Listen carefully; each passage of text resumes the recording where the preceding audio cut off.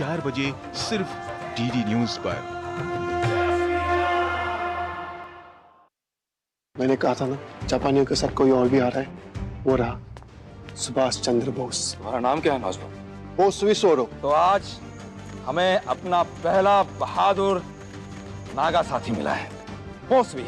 आज रात हम और हमारे जापानी सैनिक सोइबोतो के लिए कुछ करेंगे। जापानीज कोहिमा पहुंच रहे हैं, जल्दी हम पर हमला करेंगे।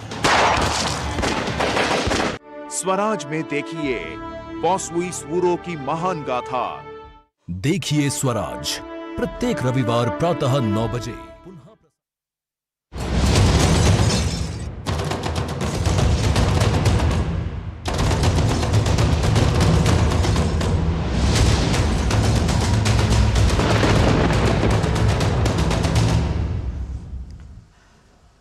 नमस्कार, बड़ी खबर पर बड़ी और सार्थक बहस के साथ हम लेकर हाजिर है 5 की पंचायत में हूं आपके साथ रीमा पराशर।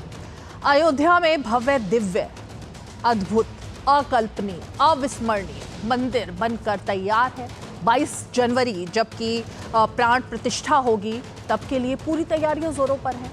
और इस वक्त देश का हर भारतीय बच्चा बच्चा टकटकी लगाए देख रहा है 22 तारीख को किस तरह का रूप रामलला का सामने आने वाला है, किस तरह का मंदिर सामने आने वाला है। और तमाम जो भारतीय हैं वो हर्ष और उल्लास महसूस कर रहे हैं। लेकिन एक वर्ग ऐसा है, और जाहिर तौर पर वो वर्ग राजनेताओं का है, क्योंकि राजनीति जो है वो वोट बैंक के लिए कहीं पर भी जाकर नहीं टिकती है। और इसीलिए आज एक और बयान आया, हालांकि हर रोज एक एक बयान आ रहा है। ओवैसी जिनकी तरफ से एक भड़काऊ बयान आज सामने आया, उन्होंने फिर से देश में सेक्युलर कम्युनल ये कार्ड खेलने की कोशिश कर दी। उन्होंने पुरानी बातें याद दिलाकर के ये दिखाया कि सुप्रीम कोर्ट का फैसला हो, अदालत का फैसला हो, संविधान का फैसला हो, कुछ भी संविधान में जो भी कुछ चीजें लिखी गई हैं उन सबको घटा बताते हुए देश में वोट बैंक के लिए अगर कोई कार्ड वो खेलना चाहते हैं तो वो सिर्फ कम्युनल कार्ड होगा। और इसीलिए राम मंदिर से लेकर बाबरी मस्जिद विध्वंस जो कि विवादों में रहा इतने समय तक, उस सब को लेकर उन्होंने बात की। तो हम क्योंकि अब अयोध्या से लौटकर अभी तुरंत ही आए हैं, वहां की तस्वीरें देखकर आए हैं, बदली हुई अयोध्या नगरी देखकर आए हैं, उसको किस तरह से अंतरराष्ट्रीय बना दिया गया है वो देखकर आए हैं। लेकिन ऐसा लग रहा है कि असदुद्दीन ओवैसी वहां पर न जाना चाहते हैं, न देखना चाहते हैं। तो उनको हमारी सलाह है, एक बार जरा वहां जाइए, वहां जाकर देखिए कि हर नागरिक वहां का राम का नाम ले रहा है और उसके बाद राजनीति नहीं कर रहा, बल्कि देख रहा है कि किस तरह से आधुनिक बन गई है नगरी, किस तरीके से भव्य बन गई है नगरी। और वो अयोध्या नगरी जिसके बारे में कहा जाता था कि यहाँ पर तो सिर्फ विवाद रहता है, आज सभी विवादों से हटकर किस तरह से अयोध्या देश को आगे ले जाने की दिशा में, विकसित भारत की दिशा में मील का पत्थर साबित करने वाली है। तो जरा चर्चा करने की कोशिश करेंगे कि एक तरफ ओवैसी, एक तरफ आरजेडी, कभी स्वामी प्रसाद मौर्य, ये हर रोज जो एक नया कार्ड खेलने की कोशिश हो रही है देश में, वो क्या 2024 के लिए इतना जरूरी हो गया है कि विपक्ष सिर्फ और सिर्फ इस पर उतर आया है। बेहद खास में हमारे से जुड़ेंगे, लेकिन सबसे पहले जरा उन बयानों पर नजर डालते हैं जिसकी वजह से ये विवाद आज फिर पैदा हुआ।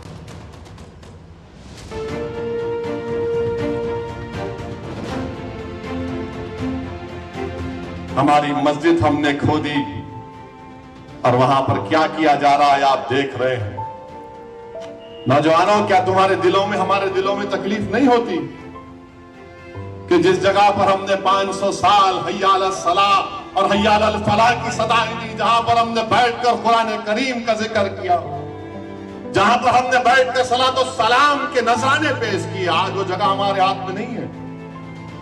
नौजवानों, क्या तुमको नहीं दिख रहा कि अभी ऐसे 3-4 मसाजिद हैं जिसमें दिल्ली की सुनेरी वाली मस्जिद भी है।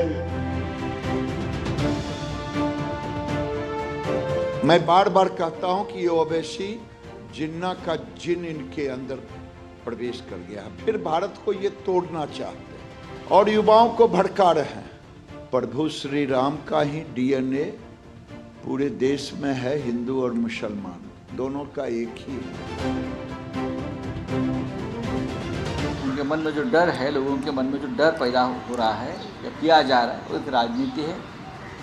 ज़रूर अयोध्या में राम मंदिर बना है, लेकिन उसका मतलब ये नहीं कि और किसी धार्मिक स्थान के ऊपर कोई जाकर कब्जा करे। सुप्रीम कोर्ट के 5 न्यायाधीशों ने सर्वसम्मति से निर्णय दिया कि ये राम जन्मभूमि है, तो इसका विरोध करना, वहां पर मस्जिद की पुनर्स्थापना की बात करना, ये तो पूरे देश का, देश की संवैधानिक व्यवस्था का, उसके इंस्टीट्यूशंस का अपमान करना है। रामायण और रामायण का सभी पात्र काल्पनिक है। अब काल्पनिक से क्या, आप राम मंदिर अयोध्या में बनाकर अब कौन सा देश का विकास करना मतलब चाहते हैं? वहाँ उस मंदिर से एक ही समाज का विकास हो सकता है, जो पखंडी समाज है, जो मनुवादी समाज है। सदुद्दीन ओवैसी साहब को ये यकीन हो गया है कि जैसे उनकी पार्टी का नाम कुल हिंद मजलिस इत्तेहादुल मुस्लिमीन है, तो पूरे हिंदुस्तान के मुस्लिम उनके मेंबर हो गए हों या उनको कोई कायद और नेता मान रहे हों। किस तरह की बयानबाजी कर रहे हैं? कोई मस्जिद भी कोई छीन नहीं सकता, कहीं पर कोई मस्जिद छीनी नहीं जा रही। अयोध्या में जो निर्णय हुआ वो अदालत का फैसला था। भगवान आ रहे हैं, भगवान आए हैं, भगवान स्थापित हो रहे हैं, प्राण प्रतिष्ठा हो रही है, राम राज्य की पुनर्स्थापना का समय है। ऐसे में इस तरह की बेकार की, बेहूदी, घटिया, नकारात्मक, निगेटिव बात करके भारत की जो गौरव की गाथा है उस पर सवालिया निशान लगाने का प्रयास ये लोग कर रहे हैं। इससे कुछ फर्क नहीं पड़ेगा।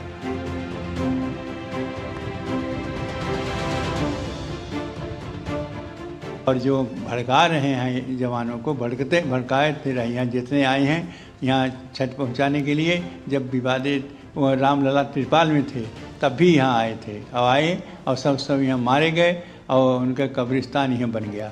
ऐसा जो भी इस विरोध में बोलेगा उसका केवल कब्रिस्तान बनेगा और कुछ नहीं बनेगा। रामलला का एक इंच भी कोई भी छठ नहीं हो सकती।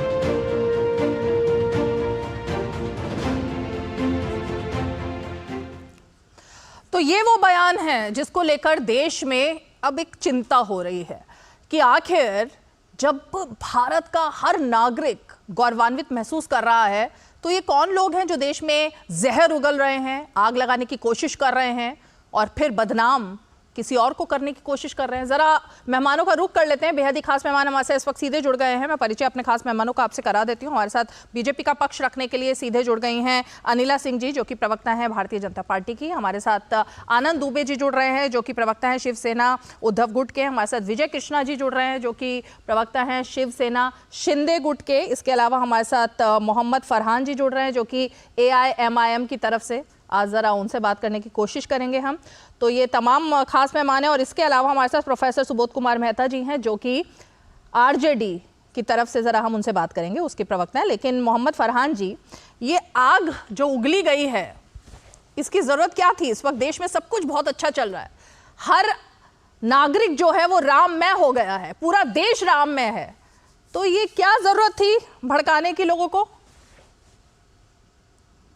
देखिए, ऐसा है रीमा जी कि हमारा धर्म सभी धर्मों का सम्मान करने की बात करता है और हम सभी धर्मों का सम्मान करते हैं।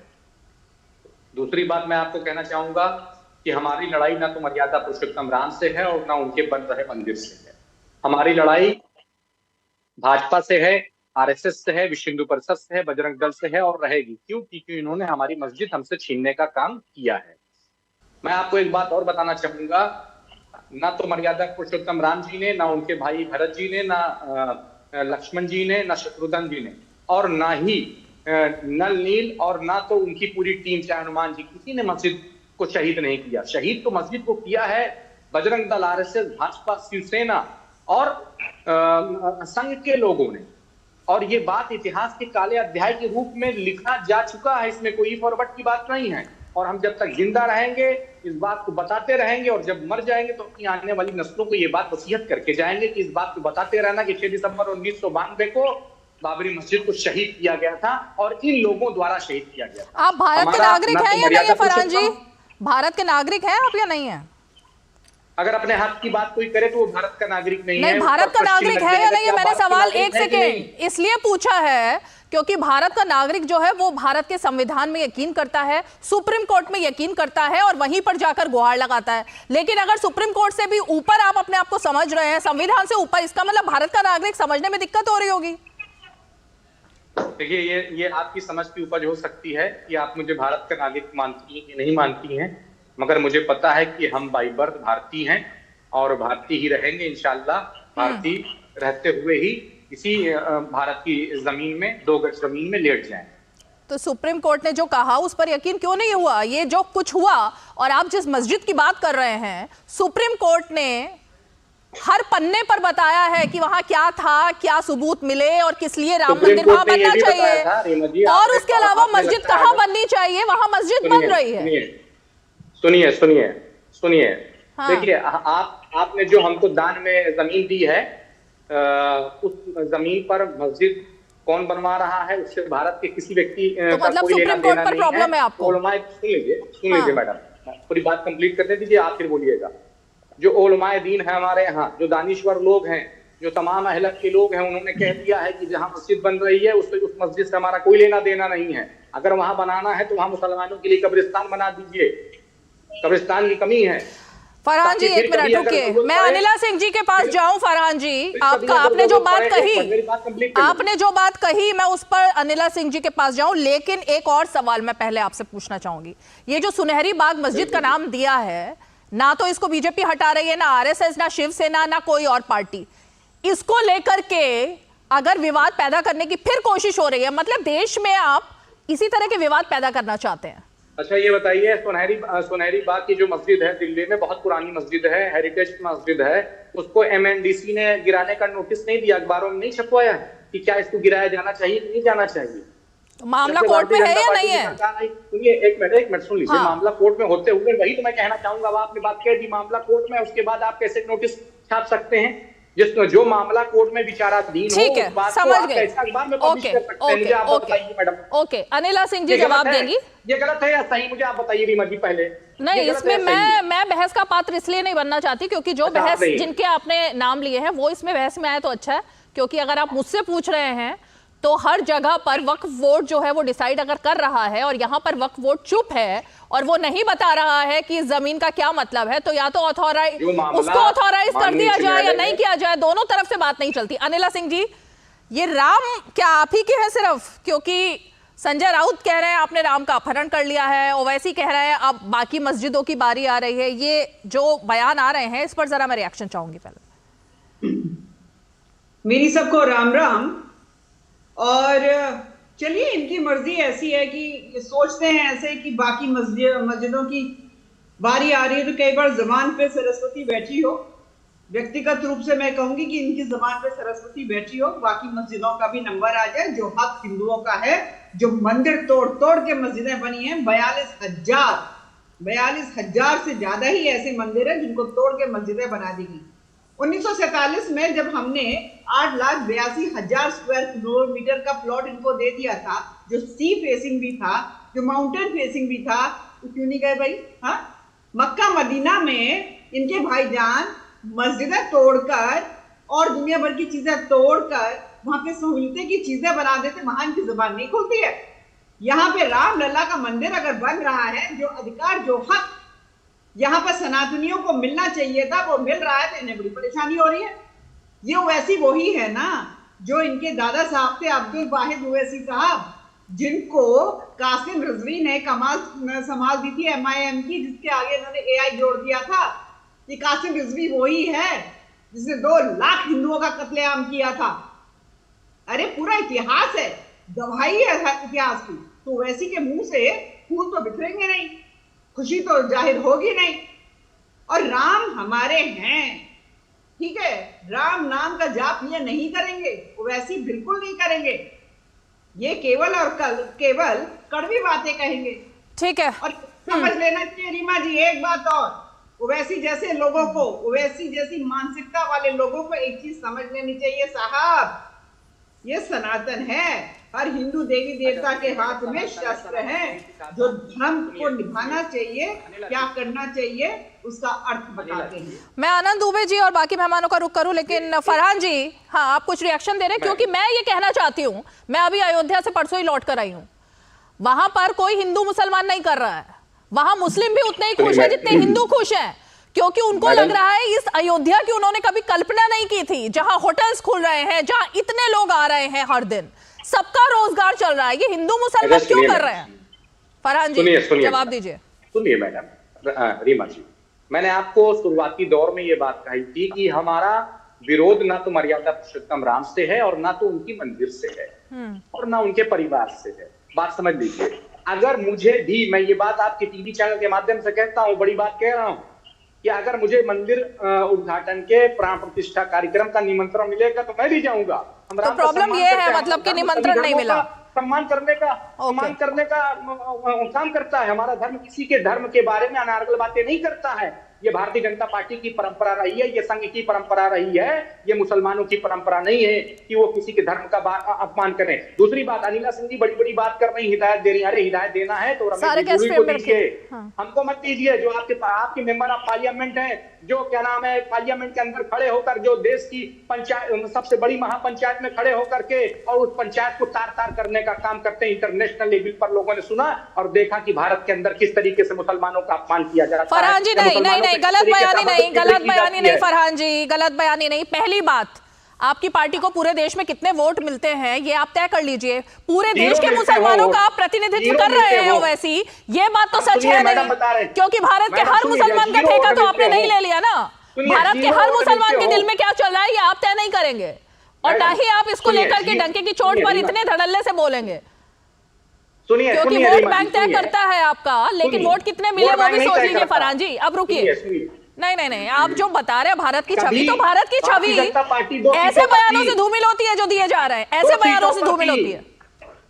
2 सीटों पर थी कभी भारतीय जनता पार्टी मैडम, ये चरम है। कभी 2 सीटों पर थी भारतीय जनता पार्टी। हाँ, तो उसमें क्या बताना चाह रहे हैं, वो तो सबको पता है ना। आज हम भी 2 सीटों पर हैं। आज हम भी 2 सीटों पर हैं।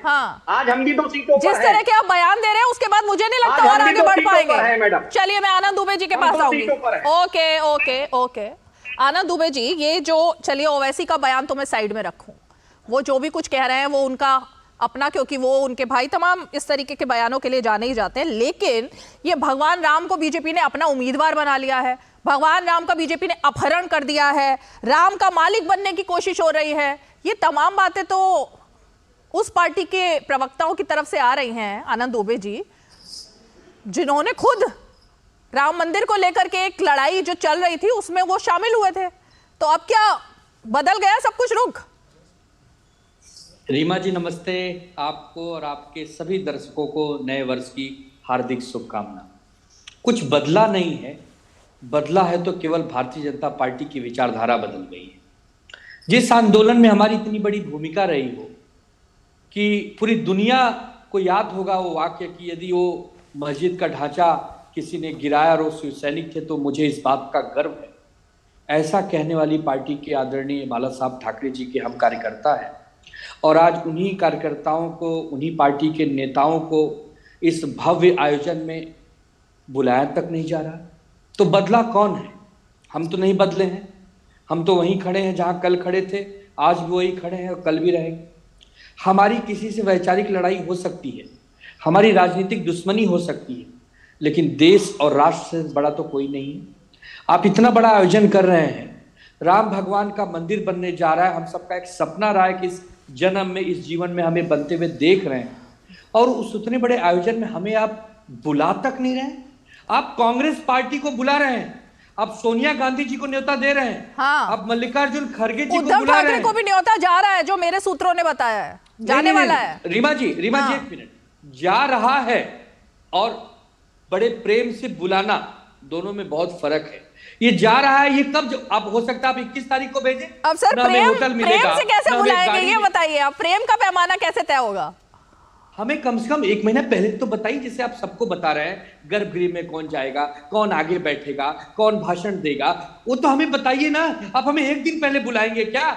ये हमारी योग्यता रही है, ठीक है, ये आपकी भावना रही है आनंद जी, क्योंकि फरहान जी को दूसरी जगह जाना है किसी और, क्योंकि आज का हॉट टॉपिक तो उन्होंने सुबह सुबह तय कर दिया था ना क्या है, लेकिन आपका भी, क्योंकि आपकी पार्टी जो पुरानी आपकी पार्टी थी, मैं जरा विजय जी के पास भी जाऊंगी उसके लिए, लेकिन उन्होंने आप पर भी आरोप लगाया है कि आप भी जिम्मेवार हैं उतने ही इस बयान के लिए जो आज ओवैसी साहब ने दिया है। तो जरा पहले उस पर आप रिएक्शन दे दीजिए, फिर मैं आगे बढ़ती हूं। हमारे नेता ने जो उस समय कहा था उसी पर आज भी अडिग हूं और जीवन भर रहूंगा। मेरी पार्टी का मुखपत्र सामना है, हमारे नेता श्री उद्धव ठाकरे जी का बयान है कि जो आदरणीय बाला साहब ठाकरे जी ने कहा, हम उस बात पर आज भी अडिग हैं और आगे भी अडिग होंगे। क्योंकि बाबर ये कोई भारत का हितैषी नहीं था। बाबर 1519 में भारत आया, लेकिन राम भगवान अनादिकाल से है, लाखों वर्ष पूर्व उनका जन्म हुआ और बाबर को मुसलमानों से न जोड़ा जाए। बाबर कभी भी भारत का एक शुभचिंतक नहीं था, वो एक आक्रमणकारी था। उसने आकर हमारे देश के जान माल का नुकसान किया। वो फरगाना से आया था, उज्बेकिस्तान से आया था, उसका भारत से कोई संबंध नहीं। भारत के मुसलमान अब्दुल हमीद को पसंद करते हैं, भारत के मुसलमान एपीजे अब्दुल कलाम को पसंद करते हैं, भारत के मुसलमान कैप्टन मोहम्मद अजहरुद्दीन को पसंद करते हैं, लेकिन ये बाबर, हुमायूं, इनको भारत के मुसलमान नहीं अपना नेता मानते। फरहान साहब, जवाब मिल गया? कभी नहीं मानेंगे। जवाब मिला इस बात को लेकर? मेरे ख्याल से भारत के हर मुसलमान का, क्योंकि आपने चेहरा सामने रखा है, तो ये भी चेहरा है जो उन्होंने दिया आनंद दुबे ने। देखिए रीमा जी, बाबर का पक्षधर कौन है, मैं ये जानना चाहती हूँ। बाबर को कौन फेवरेट मानता है? बाबर के फेवरेट तो भारतीय जनता पार्टी के लोग हैं। कैसे? और शिवसेना के लोग हैं, क्योंकि बाबर, पाकिस्तान, ये सब का नाम सबसे ज्यादा अगर कोई लेता है तो यही लोग लेते हैं। तो इससे बात लोग जिन्ना का सबसे ज्यादा नाम लेने वाले कौन है? जिन्ना का सबसे ज्यादा नाम कौन लेता है? भारतीय जनता पार्टी। पाकिस्तान का सबसे ज्यादा नाम कौन लेता है? भारतीय जनता पार्टी। बिना इसके नाम लिए इनकी सियासत शुरू नहीं होती मैडम। अच्छा, और मुसलमानों को भड़काने का काम कौन का सबसे ज्यादा करता है? भड़काने का काम, बरगलाने का काम, देश में उन्माद फैलाने का काम, ये भारतीय जनता पार्टी। अच्छा, ठीक है। विजय कृष्णा जी, आप कुछ कह रहे हैं? मैडम, हम अपनी बात पूरी करने नहीं दी। बस एक मिनट आप ही की बात का वो जवाब देना चाह रहे हैं, फिर आप फाइनल कमेंट करके मैं आपको सबको श्री रामचंद्र प्रभु जी के नाम से सभी को नमस्कार। मैं यही कहना चाहता हूँ, 2020 में भी असदुद्दीन ओवैसी ने कहा है कि पंत प्रधानी जी नरेंद्र मोदी जी भूमि पूजन के लिए अयोध्या जा रहे थे। उस काल में भी उन्होंने राज्यांग का उल्लेखन किया है। ये आके सेक्युलर कंट्री है, ये हमको एक कॉन्स्टिट्यूशन है। कैसे एक सेक्युलर पीएम आके अयोध्या जाकर भूमि पूजन में भाग ले सकते हैं? आज वही मैं कहना चाहता हूँ, जो ओल्ड सिटी है, हैदराबाद है, तेलंगाना के कैपिटल है, ओल्ड सिटी क्या ओल्ड सिटी की तरह ही रहना है? क्या मेरा प्रवक्ता एएमएम के समर्थन में बात कर रहे हैं? क्या मैं उसको हमास के स्पोक्स पर्सन के तहत देखना है क्या? मैं यही कहना चाहता हूं, हर संस्कृति को एक विरासत होती है। मैं कह रहा हूं, मेरा विरासत है, मेरा सांस्कृतिक विरासत है, मंदिर है, एक पुण्य क्षेत्र है। आप कभी कहीं किस जगह भी आप नमाज कर सकते हैं, लेकिन पुण्य क्षेत्र बदलता नहीं है। ठीक है, राम जन्म स्थान बदलता नहीं है। मुझे मौका दीजिए, मैं उसको कंप्लीट नहीं किया हूं। वही मुगल वंशज हबीबुद्दीन तुसी जी ने एआईएमआईएम असदुद्दीन ओवैसी को विदूषक कहा है, एक जोकर है। ये इंडियन पॉलिटिक्स में एक जोकर है जो युवाओं को भटका के हैदराबाद को और एक गाजा करके सर्वनाश करने के लिए पॉलिटिक्स कर रहा है। तुमको इलेक्शंस में 8 सीट, असेंबली इलेक्शंस में 8 सीट मिला है ना, वहां जाके महिलाओं की सशक्तिकरण के बात करना, वहां आके कैसे कुटुंब नियंत्रण करने से हमारा देश देश को हम एक अच्छी विषय कर सकेंगे, क्या सामान्य साझा कानून आने से हिंदू मुसलमान कैसे भाईचारा में जी सकते हैं, यह बात करना है। फरहान साहब, मेरे ख्याल से ओवैसी जी से आप ही कहिए अपनी पार्टी के नेता से, एक बार अयोध्या जाएं और अयोध्या में जाकर जो हर्षोल्लास चल रहा है वो देखें। उसमें ये ना देखें कौन हिंदू खुश है कौन मुसलमान खुश है, तब जाके उनको असली भारत की पहचान होगी और वो बता पाएंगे। हैदराबाद से निकले थोड़ा बाहर और अयोध्या जाकर देखें कि असली भारत क्या है। अच्छा सुनिए, अब मुझे अनइंटरप्टेड 1 मिनट दीजिएगा रीमा जी। देखिए रीमा जी, ऐसा है कि ओवैसी साहब से बिल्कुल बात करेंगे और बात करके आपको भी बताएंगे और ये कहेंगे कि अब जो भी भाषण दिया करें वो एक बार मीडिया से जरूर अप्रूव्ड करा लिया करें, क्योंकि जो मीडिया अप्रूव करेगी वो भाषण को आप पढ़ेंगे तो ताकि हम लोग बैठकर टीवी चैनल पर ये दिखा सकेंगे कि देखिए आप ही ने अप्रूव किया था, अब अप्रूव के बाद आप क्या दिक्कत हो गई आपको। ओके, एक बात तो ये। दूसरी बात मैं कहना चाहूंगा मैडम कि अनिला सिंह जी बैठी हैं, हमारी बड़ी बहन है, मैं इनका बहुत सम्मान करता हूँ, बड़ी बहन है हमारी, और ये बैठे हुए हैं शिवसेना के प्रवक्ता। तो अब आप देखिए, जो अधर्म का काम करते हैं ईश्वर उनको यही मार मारता है। कहां पर? यही इसी जमीन पर। आप देख लीजिए, शिवसेना वाले खड़े होकर कह रहे हैं ना कि हमको बुलाया नहीं जा रहा, हमको बुलाया नहीं जा रहा। नहीं, शिवसेना वाले तो विजय कृष्णा जी है, विजय कृष्णा जी है शिवसेना के। अभी शिवसेना की जो लड़ाई है उसमें आप समझ नहीं पाए कहां पे क्या हुआ है। हाँ, पूरी पूरी बात सुन लीजिए। मैंने क्या था, शिवसेना उद्धव ठाकरे जी की बात कर रहा हूँ, वाला और बूथ वाले की बात नहीं कर रहा हूँ। मैं शिवसेना उद्धव ठाकरे जी आज कई डिबेट कर चुका हूँ, आज कई कह रहा हूँ, शिवसेना यही रोना रो रही है कि हमको बुलाया नहीं जा रहा, जबकि ढांचा हमने गिराया था, वो बार बार कह रहे हैं। आज देखिए, ईश्वर यही मार मारता है आपको। आपने अधर्म का कार्य किया था और आपको उन्हीं के द्वारा नारे लगा दिया गया। लाल कृष्ण अडवाणी, मुरली मनोहर जोशी, ऐसे तमाम लोग हैं जिनको की साइड लाइन कर दिया गया, नहीं बुलाया जा रहा है। चंपत राय जी बार बार कह रहे हैं कि मत आइए, आप मत आइए। अरे मिसकोट मत कीजिए फरहान साहब, क्यों उनको बोला जा रहा है मत आइए? आप मिसकोट कर रहे हैं चैनल पर बैठकर, मिसकोट मत कीजिए ना, मिसकोट मत कीजिए फरहान साहब, आप प्रवक्ता है पार्टी के, मिसकोट मत कीजिए। ससम्मान दोनों ही नेताओं को बुलाया गया है, वो आप मीडिया में नहीं देखते हैं क्या तस्वीरें? नहीं, आप चंपत राय जी का बयान सुनवाइए। चंपत राय जी ने नहीं कहा, मैं बिल्कुल जी बताइए। अभी तो मैं ओवैसी के बयान पर बात कर रही थी, आपके नेता के। वो बयान के अलावा आपको सब पर बात करनी है ना? उस बयान पर बात नहीं कर रही कि क्यों भड़काया जा रहा है नौजवानों को, क्यों कहा जा रहा है कि अपने हाथ से मत जाने दो, क्यों 500 साल पुरानी दास्तान सुनाने की बाबर की कोशिश की जा रही है इस वक्त देश में। ये सब बातों पर आपको बात नहीं करनी। कहाँ कोई दास्तान सुना रहा है? बिल्कुल, आपने अपने नेता की बात नहीं सुनी है, उनका बयान। शिवसेना के उद्धव गुट वाले आज देखिए रोना रो रहे हैं, आज रोना लाल कृष्ण अडवाणी जी रो रहे हैं, मुरली मनोहर जोशी जी रो रहे हैं। कोई नहीं रो रहा है, अगर कोई रो रहा है तो वो मेरे ख्याल से आपकी पार्टी के लीडर्स हैं जो रो रहे हैं, कोई नहीं रो रहा। फरहान साहब, हम लोग बहुत खुश हैं, मीडिया को मसाला नहीं मिल रहा था, वो मसाला मिल गया असदुद्दीन ओवैसी। थैंक यू मसाला देने के लिए। अगर ऐसा मसाला आप रोज देंगे तो उससे आपका वोट बैंक नहीं बढ़ेगा। मीडिया की टीआरपी की चिंता मत कीजिए फरहान साहब, थैंक यू सो मच। चलिए आनंद जी आइए फ्रेम में। रीमा जी, आप क्यों गंभीरता से लेती हैं इन लोगों को? न इनकी पार्टी को गंभीरता से लेने की जरूरत है, न इनके प्रवक्ताओं को, न इनके नेताओं को, क्योंकि ये लोग भारतीय जनता पार्टी की ही बी टीम है। ये आपस में तय कर लेते हैं कि मैं कुछ कहूंगा तुम कुछ कह लेना। हाँ, भारतीय जनता पार्टी की बी टीम है। अनिला सिंह, पार्टी सवेरे कह देती है जवाब कि भैया आपको इस पर बहस करना है, तो फिर आपस में शुरू हो जाते हैं और हमें ज्ञान बांटते हैं। ठीक है अनिला सिंह जी। एक तो फरहान जी को ये बताना चाहिए था कि भाई जो शिवसेना तो आ रही है ना, अब तो ये जो उद्धव साहब है इनके पास तो पार्टी का न चिन्ह है, न अधिकार है, न कुछ है। ये तो बेगानी शादी में अब्दुल्ला दीवाना की तरह हैं इस वक्त। तो अपनी पहचान तो इन्होंने खत्म कर ही ली थी गलत लोगों के साथ जाकर। बाप ये बताइए, बाला साहब कभी सोच भी सकते थे कि ऐसे लोगों के साथ जाकर उद्धव ठाकरे जी खड़े हो जाएंगे केवल और केवल मुख्यमंत्री पद के लालच में, कि जिन्होंने हमेशा इस राष्ट्र का बुरा चाहा, हमेशा इस सनातन का बुरा चाहा, तो अपनी पहचान तो उन्होंने खुद ही खत्म करी है।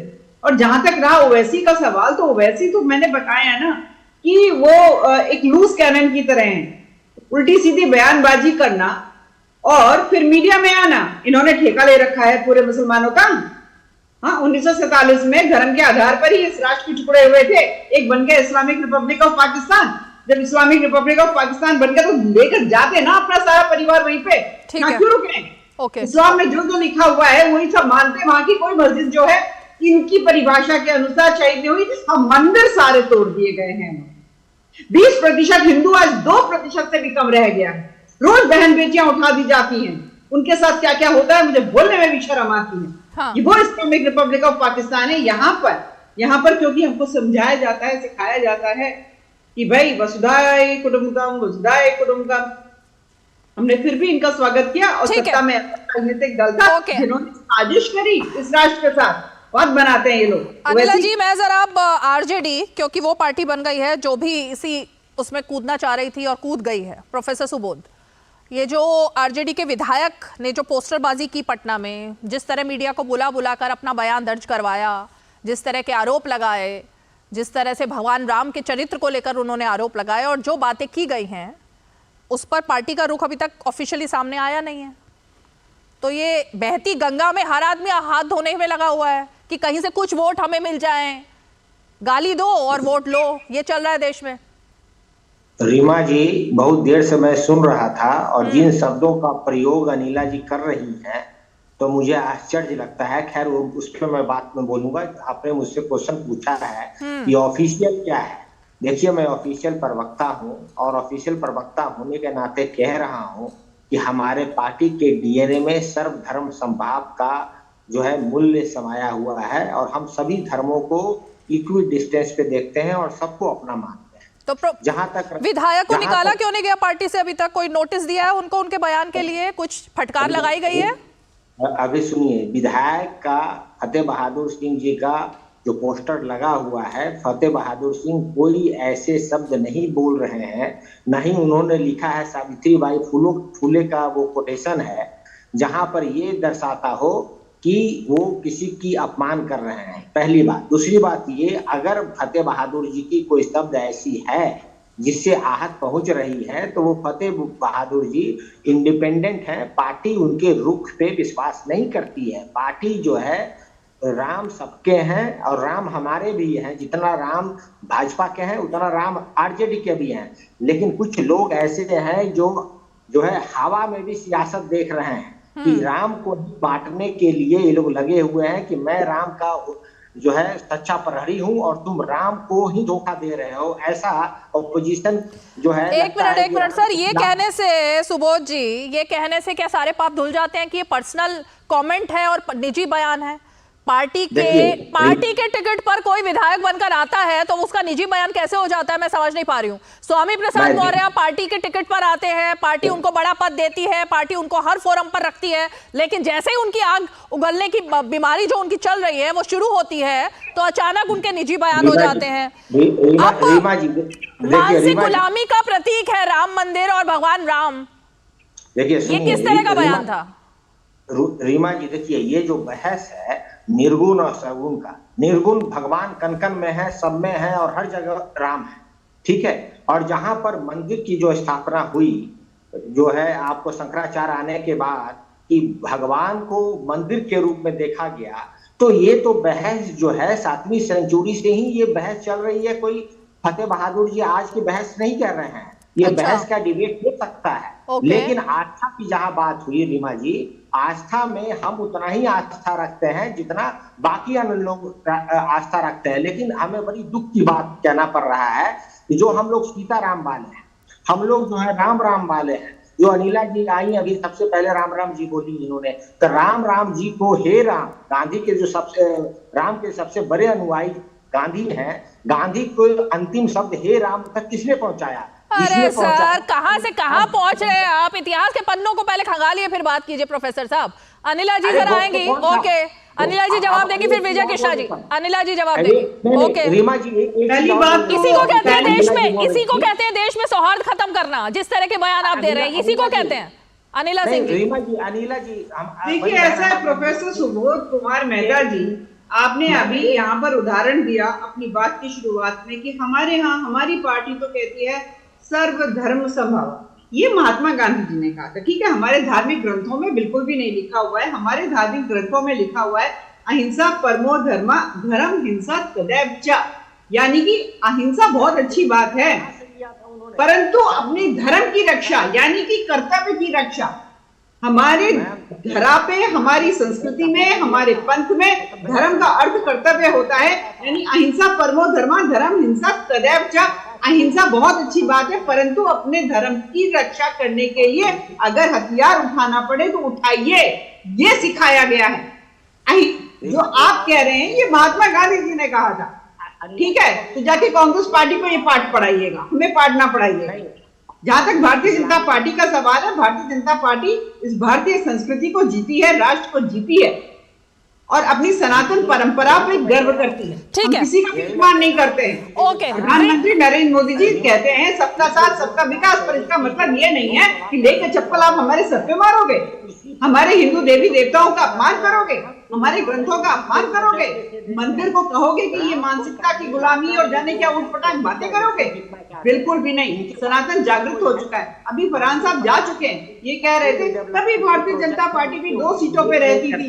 जी हाँ, 2 सीटों पे जब थी जब राष्ट्र जागृत नहीं हुआ था, जब हिंदू जागृत नहीं हुआ था। आज हिंदू जागृत है साहब, और आप इंतजार कर रहे हैं उस दिन का फिर से क्या सनातनी सो जाए। सनातनी नहीं सोने वाला, हिंदू नहीं सोने वाला। आप ये छोड़ दीजिए, जागृत हो चुका है। ओके ओके, ठीक है। सुबोध जी 1 मिनट, सुबोध जी 1 मिनट। दूसरा जो हिंदू स्टेट बनेगा, तीसरा सिख स्टेट बनेगा। कोई हिंदू स्टेट, ये सब नहीं, गलत बयानी नहीं, गलत बयानी नहीं। मैं जरा विजय कृष्णा जी, ओके, इनके जो मंत्री हैं, ठीक है ठीक है ठीक है। विजय कृष्णा जी, ये दिलचस्प है कि आज आप भी हैं एक ही फ्रेम में और आनंद दुबे जी भी, आपकी पुरानी पार्टी जो अपना सबसे ज्यादा हक इस पर मान रही है, और आपकी पार्टी जिसको कि हक कोर्ट की तरफ से मिला।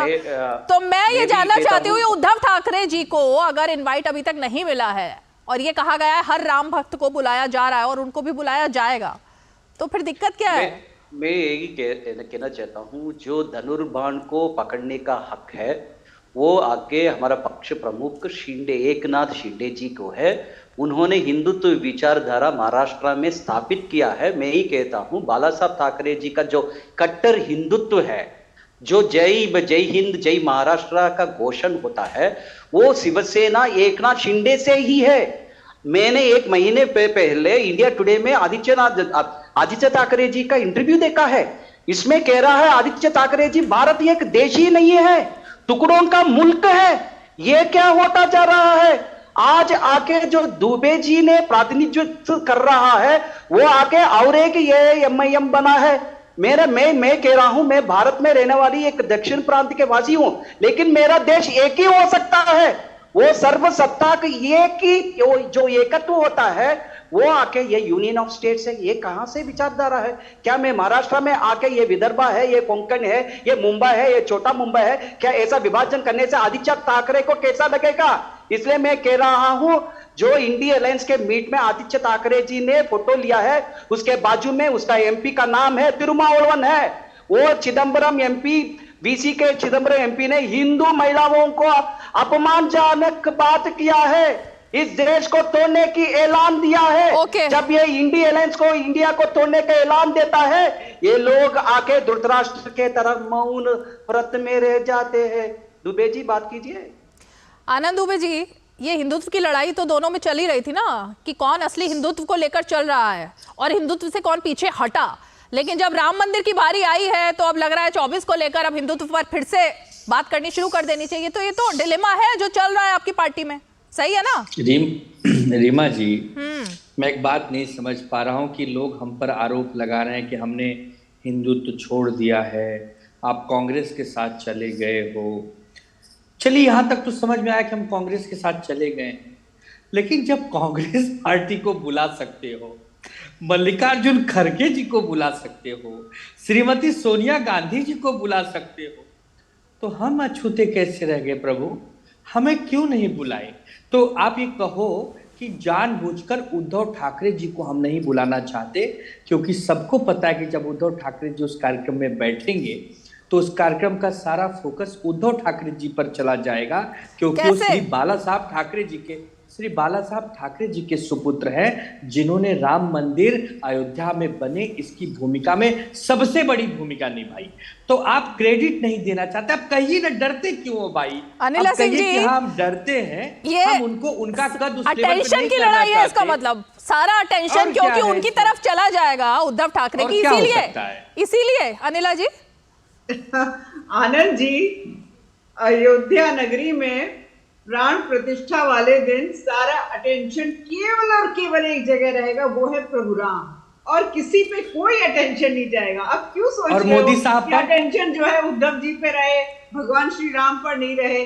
अटेंशन मोदी साहब पर एक ही जगह, वो है मोदी साहब पीएमओ में से क्यों नहीं कर रहे? राम, और कहीं कोई दाएं बाएं नहीं। अरे आप रीमा जी, सनातनी होकर सोचिए ना, अगर आप एक मिनट में जवाब दूंगा। जिस पाले में बैठ गए ना जाके, वहां आपका सनातनी जो है सुप्त अवस्था में चला गया है, पहले जागृत अवस्था में था।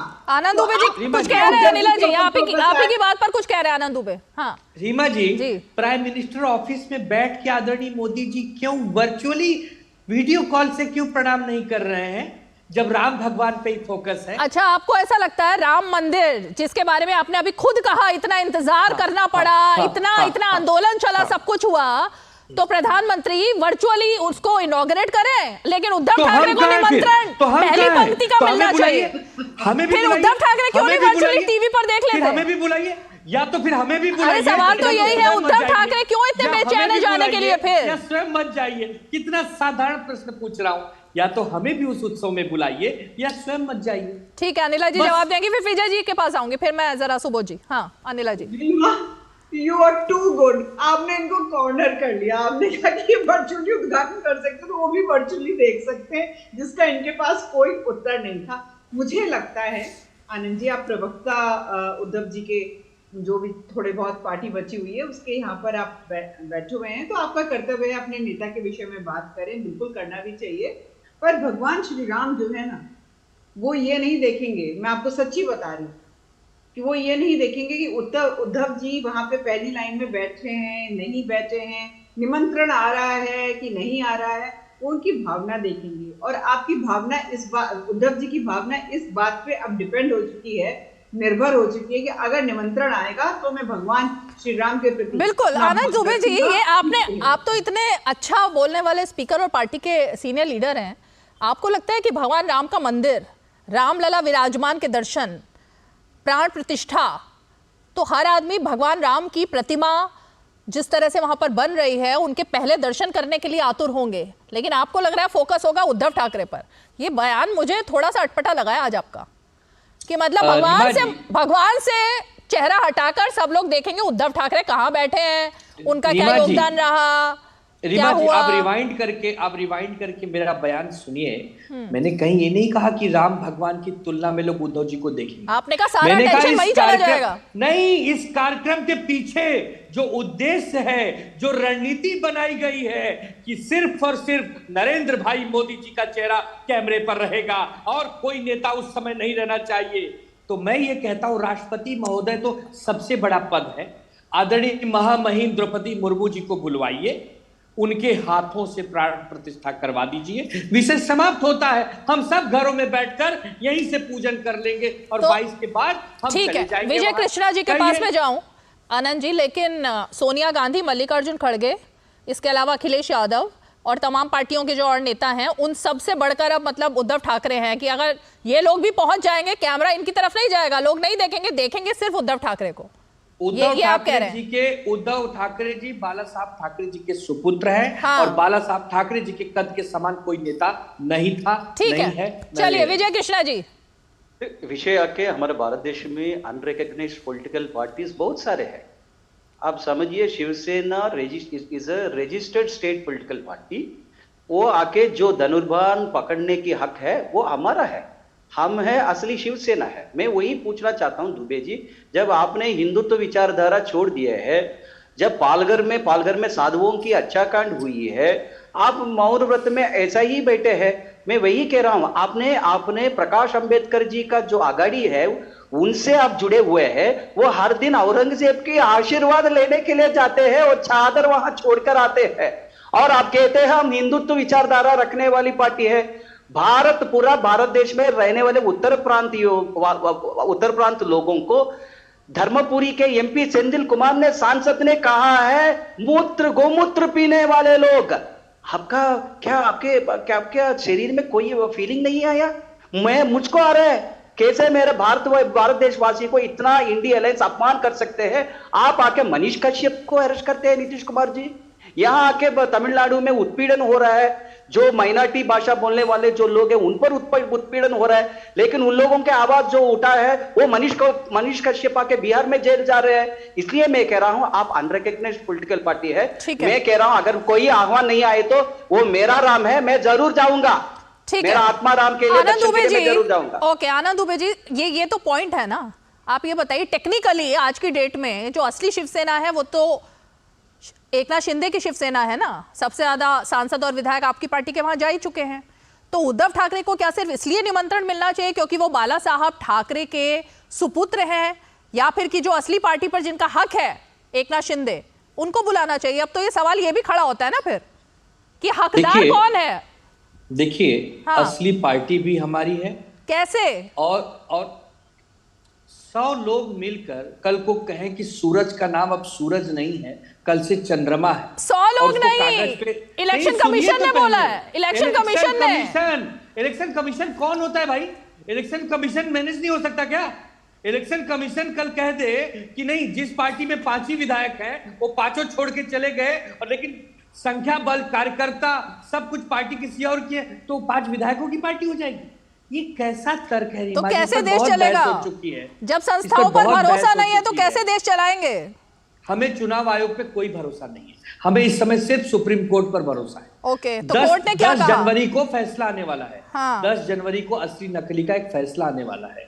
अगर असली फैसला आ गया तब तो हम 10 जनवरी को ही उत्सव मनाएंगे, दिवाली भी मना लेंगे। तो 10 जनवरी तक वेट कीजिए, अगर फैसला आ गया तो हो सकता है उद्धव ठाकरे को बुला लिया जाए, नहीं फैसला आया तो टीवी पर देखिएगा। पहले सुनिए, अब उसके आगे का बोल ही रहा हूं, तब तक आप बोल रही हैं। 10 जनवरी को यदि गलत फैसला आता है विधानसभा स्पीकर से, तब बड़ी फजीहत होगी बीजेपी की। हम भगवान से ही मना रहे हैं कि 10 को सही फैसला आ जाए, अन्यथा बड़ी फजीहत होने वाली है। कैसे होगी फजीहत? हम सुप्रीम कोर्ट जाएंगे। ओके, सुप्रीम कोर्ट ने सीधा कहा है कि फैसला यदि सही नहीं होगा तो मेरे पास आ जाना। हम चाहते हैं कि यही मामला रफा दफा हो जाए राज्य में। अच्छा। सुप्रीम कोर्ट जाना पड़ेगा, फिर फजीहत होगी। पार्टी तो अंत में हमें मिलनी ही है। 2024 का इंतजार कर लीजिए मेरे ख्याल से। पार्टी विधायक सांसदों से नहीं चलती, 24 का पार्टी इंतजार कार्यकर्ताओं से चलती है। ठीक है, अनिला सिंह जी शिवसेना के साथ हैं, उद्धव ठाकरे जी। अनिला सिंह जी, उसके बाद विजय कृष्णा जी, फिर सुबोध जी। अनिला जी। ठीक है, मैं इन लोगों को इलेक्शन कमीशन पे भरोसा नहीं है, इनको पार्लियामेंट में भरोसा नहीं है। अब ये सुप्रीम कोर्ट इस फैसले के लिए सुप्रीम कोर्ट पे बहुत विश्वास दिखा रहे, नहीं तो इन लोगों को सुप्रीम कोर्ट पे भी विश्वास नहीं है। और अगर सुप्रीम कोर्ट का फैसला इनके हक में नहीं आता तो इन्हें सुप्रीम कोर्ट पे भी विश्वास नहीं है। नहीं, विश्वास है कि नहीं है? भगवान राम पे विश्वास नहीं है, पार्लियामेंट सुप्रीम कोर्ट पर विश्वास है, आपको इलेक्शन कमीशन पे विश्वास नहीं है। असलियत ये महाराष्ट्र के लोगों को आप पर विश्वास नहीं है, असलियत ये है साहब, समझ लीजिए। क्योंकि आप गलत साइड बैठे हुए हैं, गलत साइड खड़े हुए हैं, फिर आप कैसे सोच रहे हो कि महाराष्ट्र की जनता आपके साथ आपको प्यार प्रेम आशीर्वाद देगी? हाँ, गलती आपकी है, मान लेनी चाहिए। और सुबह का भूला शाम को घर लौटा है तो उसको भूला नहीं कहते, अपनी गलती मान लीजिए, आप लोग गलत है। और रीमा जी, मैं तो एक ही चीज जानती हूँ, 22 जनवरी का इंतजार जो है ना, अब तो कहते हैं ना उल्टी गिनती शुरू हो गई है। पूरा विश्व जो है, जहां जहां राम भक्त बैठे हुए हैं, वो दिवाली कैसे मनाई जाए 22 जनवरी को, उसकी तैयारी कर चुका है। मैंने भी अपना घर सजा दिया है, लाइटें लगा दी हैं, जगमगाएगा मेरा घर 22 जनवरी को। बहुत लंबी लड़ाई लड़ी है, 500 वर्ष से भी ज्यादा। और अगर आज की मैं बात करती हूँ तो भारतीय जनता पार्टी को श्रेय क्यों नहीं मिलना चाहिए भाई? हमारे नेताओं ने गाली भी खाई है, जेल भी गए हैं, लाठी भी खाई है, गोली भी खाई है। इन लोगों ने क्या किया? मैं शिवसेना की बात नहीं कर रही हूँ, बाकी लोगों ने क्या किया बात करेंगे। ये कहते हैं बीजेपी का हक थोड़ी ना है, संघ का हक थोड़ी ना है, बजरंग दल का हक थोड़ी ना है, बीएचपी का हक थोड़ी ना। आपका हक होगा क्या? अड़चन लगाते रहे हमेशा से। मैं फिर कहूंगी रीमा जी, सनातनी जागृत हो चुका है, और जिनका जागृत नहीं है वो जागृत कर ले। भविष्य जो है सनातन की विजय का। ठीक है विजय कृष्णा जी, इतने सारे आरोप लगाए गए यहाँ पर, लेकिन चलिए 10 जनवरी तो जो भी फैसला होगा उसके बाद सुप्रीम कोर्ट जाएंगे, लेकिन इसीलिए तो वो राम के दर पर जाना चाह रहे हैं ना, और जा भी चुके हैं पहले, कि भगवान की का ही आसरा बचा है। अब मुझे लग रहा है उद्धव ठाकरे के पास ये आके मेरा विषय नहीं है, जो मंदिर की समिति है वो कई लोगों को चुनते हो, आह्वान करते हैं, लेकिन जो राम भक्त जो हम समझते हैं ना, जब हमको एक न्यूज़ मिला है कि एक प्राण प्रतिष्ठा होने वाला है, हम उसके बारे में सोचते हैं। कौन मुझको बोलने वाले हैं? समाज पार्टी के नेता अखिलेश यादव जी ने बताया ना, जब बोलेंगे आएंगे। नहीं, राम जी इनविटेशन नहीं दिया, मैं आऊंगा, वहां बैठूंगा।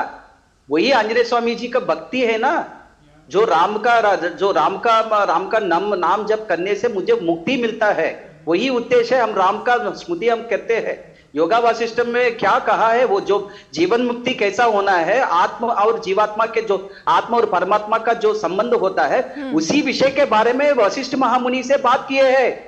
इसलिए हम ये मर्यादा पुरुषोत्तम जी को इतनी साल से हमारा स्मृति में स्मरण करके हमारा देश की अस्तित्व किया है।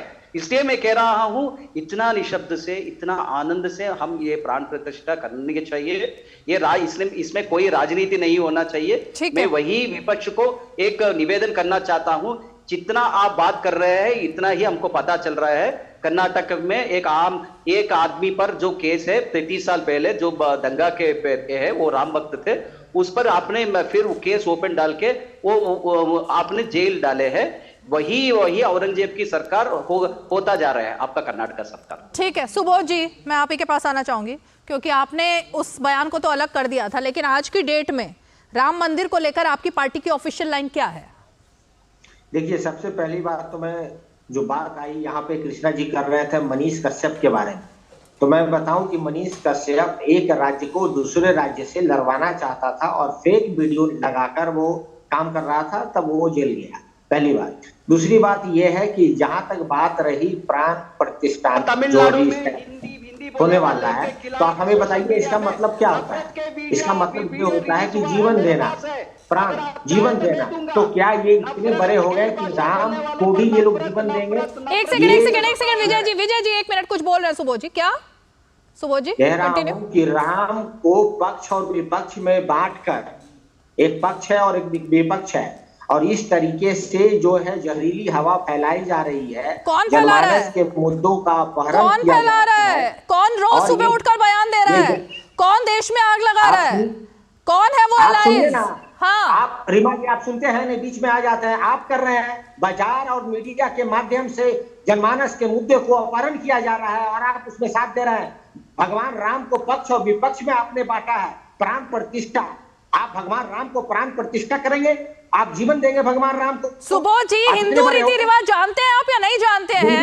धर्म पद्धति के बारे में पढ़ा है या नहीं पढ़ा है? प्राण प्रतिष्ठा क्या होती है, इसके बारे में थोड़ी नॉलेज है या नहीं है आपको? एकदम आपसे ज्यादा नॉलेज है। हाँ, तो आप बताइए एक सेकंड बताइए, प्राण प्रतिष्ठा का मतलब क्या है? प्राण प्रतिष्ठा का मतलब क्या है? क्यों जीवित करने के लिए और प्राण डालने के लिए हम अपने घर में, किसी भी मंदिर में जब कोई नया आयोजन होता है, नया, अरे सर, वहां के पुजारी हैं, वो करें तो पुजारी ही करेंगे।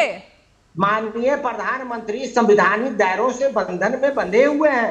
माननीय नरेंद्र मोदी जी नॉर्मल आदमी नहीं है, या कोई जो है वहां के जो महंत है वो करे, हमें कोई दिक्कत नहीं है। लेकिन माननीय प्रधानमंत्री जी जो संवैधानिक पद पर है, संविधान के मूल्यों को जो है आप फेल्ड करें, मैं इतनी कह रहा हूँ, इसलिए कह रहा हूँ ये। और अनिला जी बार बार सनातन का नाम एक मिनट रुकिए प्रोफेसर सुबोध, मुझे आपको रोकना होगा यहाँ पर। प्रोफेसर सुबोध, अगर कोई इस चैनल पर गलत बयानी करता है, उसको ठीक करना मेरा कर्तव्य है, तो मुझे ठीक करना पड़ेगा। अभी आपको शायद चीजों के बारे में बारीकी से पता नहीं है, इसीलिए आप मुझे काउंटर कर सकते हैं, लेकिन देश को तो आप गुमराह नहीं कर पाएंगे। आपने सोमनाथ मंदिर में कौन गए थे? राष्ट्रपति उस समय के ना, प्राण प्रतिष्ठा में कौन गए थे? देश में अलग अलग तरीके से जब भी किसी बड़े आयोजन, बड़े मंदिर में गए, तो प्रधानमंत्री, राष्ट्रपति, वो अलग अलग तरीके से तय होता है कि किसको क्या निमंत्रण दिया जाए। अब आप देश के प्रधानमंत्री के हाथों अगर प्राण प्रतिष्ठा के समारोह हो रहा है और उसमें विधि विधान होगा, शुभ मुहूर्त देखा जा रहा है 12:20 पर, वो 2.5 मिनट का जो टाइम है, लेकिन उस पर भी आपत्ति है आपको सुबोध जी, तो गलत बयानी मत कीजिए। जो भी देश में देख रहा होगा ना ये कार्यक्रम, वो सभी करोड़ों दर्शक यही सोचेंगे कि पता नहीं है, अब नेताओं को पढ़ लिख कर आते नहीं है और उसके बाद बहस उस मुद्दे पर करते हैं जिसके बारे में कोई जानकारी है नहीं। अनिला सिंह जी जवाब देंगी, 1 मिनट, अनिला सिंह जी जवाब देंगी। आप ये बताइए, देखिए ऐसा है कि अरिमा जी, आरजेडी वो राजनीतिक दल है जिन्होंने हमेशा जालीदार टोपी तो जरूर पहनी है? भगवा रंग से इनको बहुत परेशानी है, ठीक है? तो इनको तो परेशानी होगी, और क्यों भूल जा रहे हैं भैया? अभी तक क्या रहा है रीमा जी, अभी तक क्या रहा है? अगर भारतीय जनता पार्टी को हम छोड़ देते हैं तो ऐसे प्रधानमंत्री रहे हैं जो कि अगर मंदिर में जाना हो, मंदिर के किसी भी कार्यक्रम में कुछ भी करना हो, तो वो सोचते ना ना ना ना ना, हम तो सांप्रदायिक हो जाएंगे। भैया आपकी कुछ आस्था है कि नहीं है? राष्ट्रीय प्रधानमंत्री आदरणीय नरेंद्र मोदी जी मथुरा गए, मंदिर गए। पहली बार ऐसा हुआ कि कोई प्रधानमंत्री मथुरा जाके मंदिर में गए, बाकी मथुरा जाते थे चुनाव का प्रचार करके चले आते थे, क्योंकि उनको लगता था नहीं भी अभी काशी, पहले अयोध्या में भी, काशी में भी और मथुरा में भी ये विवाद है, तो हम नहीं जाएंगे, तुष्टीकरण की राजनीति करें। पहली बार ऐसा हो रहा है, इस राष्ट्र को ऐसे प्रधानमंत्री मिले हैं जो विकास में नंबर 1 है और आस्था का सम्मान कराने में भी और करने में भी नंबर 1 है। ओके सुबोध जी, आप लोग एपोलोजेटिक होते हो। सुबोध जी आपकी आवाज नहीं जा रही इस शो में जिससे सवाल पूछा जाता है उन्हीं की आवाज जाती है, बाकी किसी की आवाज जाती नहीं, क्योंकि मैं मैं उस तरह की डिबेट करती नहीं हूँ जिसमें एक दूसरे को ओवरलैप करके उस तरीके से ना दर्शक कुछ समझ पाते हैं ना ही मैं कुछ समझ पाती हूँ, उस तरह की डिबेट यहाँ नहीं होती। तो आप जो भी कुछ बोल रहे हैं, क्योंकि अनिला जी से काउंटर करने को बोला था, उन्हीं की आवाज गई है। अब मैं सुबोध जी अंत में चलते चलते सिर्फ मैं यही कहूंगी, जो आरोप है वोट बैंक के चक्कर में देश के धर्म, विधि विधान, रीति रिवाज पर क्या सवाल इसी तरह उठाते रहेंगे? सुबोध जी जल्दी से अंत में जवाब दीजिए। हेलो, हाँ क्या बोली मैम? वोट बैंक 2024 के चक्कर में क्या देश के विधि विधान, देश के प्राण प्रतिष्ठा समारोह, देश के राम और देश नहीं विश्व में पूजे जाने वाले राम, क्या उन पर इसी तरह से सवाल खड़ा होता रहेगा? रीमा जी, ये क्वेश्चन आपका दर्शाता है कि आप बायस्ड क्वेश्चन पूछ रही हैं। मैंने ऐसा कभी नहीं कहा। राम जितना सबके हैं, राम हमारे भी हैं। प्रोफेसर सुबोध कुमार मेहता, आप अकेले पार्टी में नहीं है ना, आपकी पार्टी के और लोगों की अलग राय है और आप पार्टी के प्रवक्ता है, तो सबकी राय को आपको जवाब देना पड़ेगा।